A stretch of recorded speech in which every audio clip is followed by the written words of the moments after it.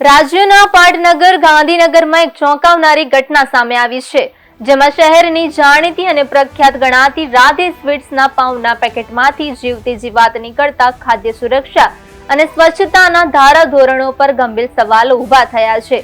આ ઘટનાને કારણે સ્થાનિક લોકોમાં રોષ ફેલાયો છે। સ્થાનિકો રાધે સ્વીટ્સને સીલ કરવા તેમજ દંડાત્મક પગલાં લેવાની માંગ કરી રહ્યા છે। પ્રાપ્ત માહિતી અનુસાર ગાંધીનગરના ભાઈજીપુરા વિસ્તારમાં આવેલી રાધે સ્વીટ્સની દુકાન ખાતેથી એક ગ્રાહકે પાઉંનું પેકેટ ખરીદ્યું હતું। જો કે ગ્રાહકે પેકેટના અંદરનું દ્રશ્ય જોઈને તે આશ્ચર્યચકિત થઈ ગયા હતા। પેકેટની અંદર તાજા પાઉંની આસપાસ જીવાતો ફરતી જોવા મળી હતી।